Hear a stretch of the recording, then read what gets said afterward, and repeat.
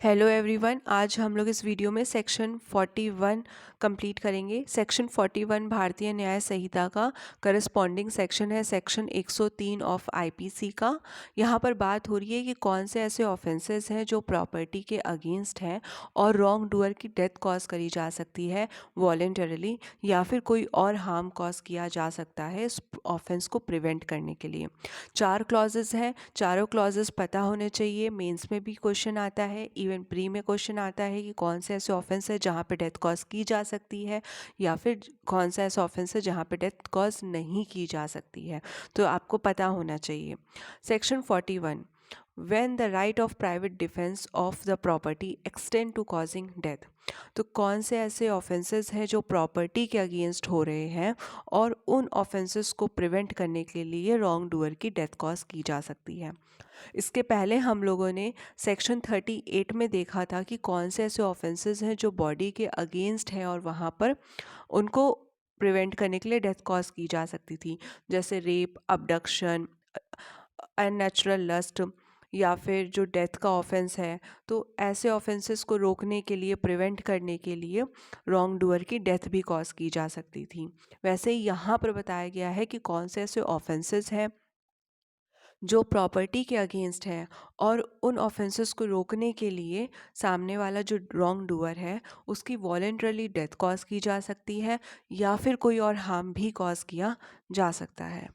Section 41, the right of private defense of property extends under the restrictions specified in Section 37 to the voluntarily causing of death or of any other harm to the wrongdoer if the offense, the committing of which or attempting to commit which occasions the exercise of the right be an offense of any of the description hereinafter enumerated। तो बोला जा रहा है, जो अभी हम 4 clauses पढ़ेंगे, अगर ऐसा ऑफेंस, इन चारों में से कोई एक ऑफेंस कमिट हो रहा है या फिर कमिट होने की आशंका है, अटेम्प्ट हो रहा है, तो क्या किया जा सकता है, सामने वाला जो रॉन्ग डूअर है उसकी डेथ कॉज की जा सकती है प्राइवेट डिफेंस में। पहला क्लॉज बताता है रॉबरी।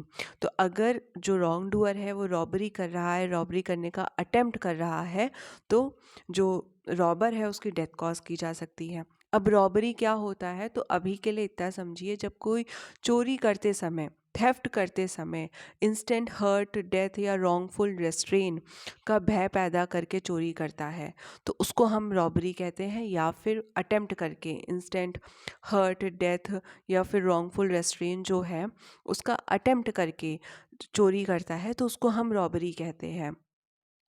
तो रॉबरी के केस में अगर ऐसा ऑफेंस कमिट हो रहा है तो खुद को प्रोटेक्ट करने के लिए रॉन्ग डूअर की डेथ कॉज करी जा सकती है, या फिर कोई और हार्म कॉज किया जा सकता है। क्लॉज बी कहता है house breaking after the sunset and before the sunrise.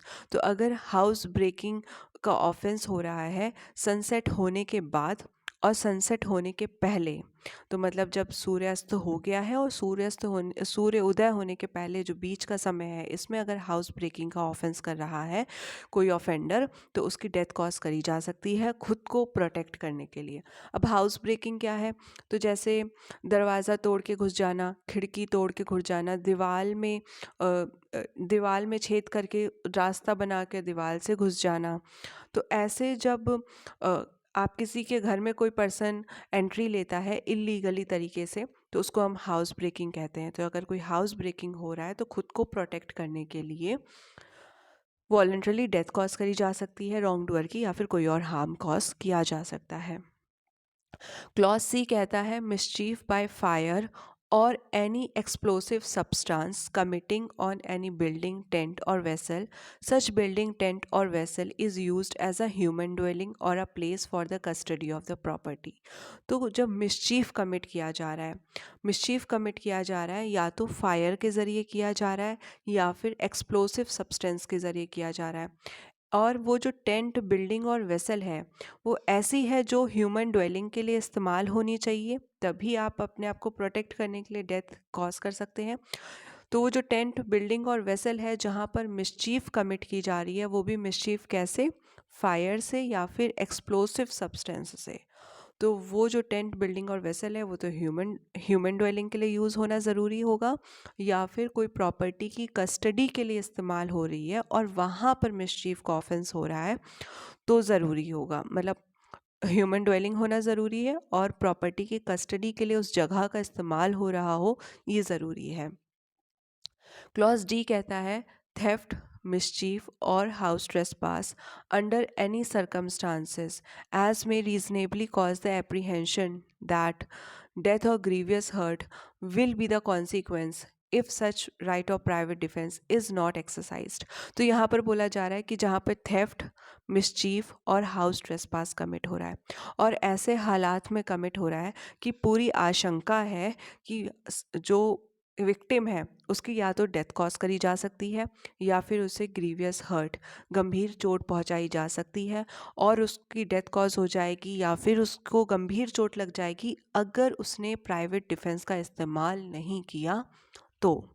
लेकिन यहाँ पे जो भी राइट इस्तेमाल हो रहा है प्राइवेट डिफेंस में, चाहे हार्म कॉज किया जा रहा हो या फिर डेथ कॉज किया जा रहा हो प्रॉपर्टी को बचाने के लिए, खुद को बचाने के लिए, तो वो सेक्शन नंबर 37 के अकॉर्डिंगली ही इस्तेमाल होगी।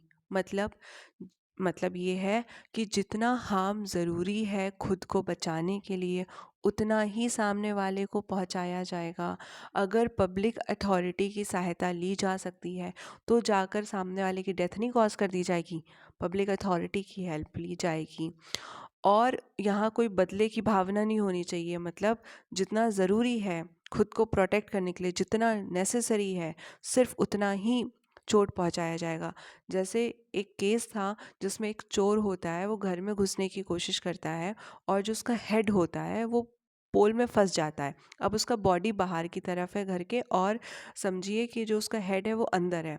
अब वो फंस चुका है, वो चोरी तो करेगा नहीं, लेकिन जो घर का ओनर है वो क्या करता है, सर पे मार मार के, पोल से मार मार के उसका सर फोड़ देता है। तो यहाँ पर उसने क्या किया है, तो यहाँ पर उसने culpable homicide not amounting to murder किया है। क्यों? क्योंकि यहाँ पर जितना ज़रूरी था खुद को बचाने के लिए उससे ज़्यादा हार्म कॉज किया गया है। और यहाँ पे साफ साफ बोला गया है कि जो भी राइट ऑफ प्राइवेट डिफेंस इस्तेमाल होगा वो सेक्शन नंबर 37 के अकॉर्डिंग होगा। और सेक्शन 37 साफ साफ कहता है कि भाई जितना ज़रूरत है खुद को बचाने के लिए सिर्फ उतना इस्तेमाल करो, या फिर अगर पब्लिक अथॉरिटी की हेल्प ली जा सकती है तो पहले पब्लिक अथॉरिटी की हेल्प लो। तो आई होप आपको सेक्शन 41 समझ में आया होगा। अगर वीडियो हेल्पफुल लगता है तो प्लीज़ लाइक शेयर सब्सक्राइब ज़रूर करिएगा। Thank you.